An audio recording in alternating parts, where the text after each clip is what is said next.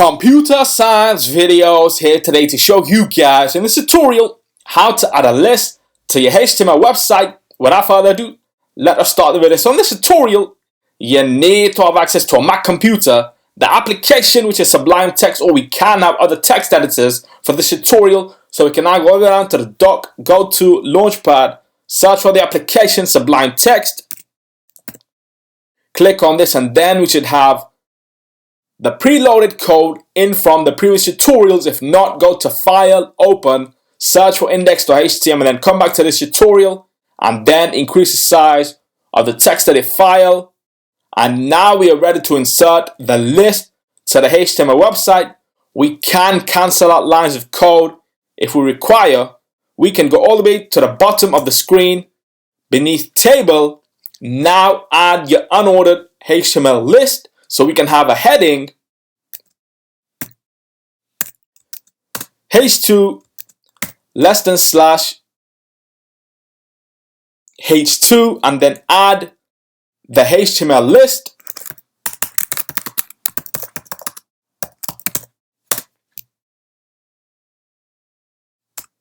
Go to a new line,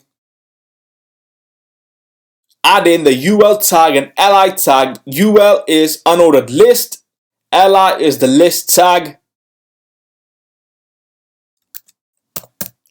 UL less than slash UL for the autofill.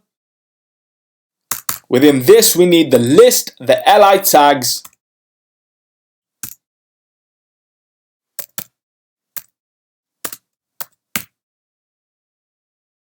highlight, copy a couple of times.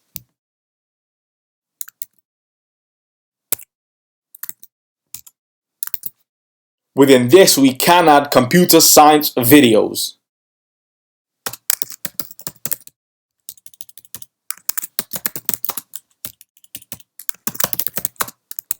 And so the list itself is complete.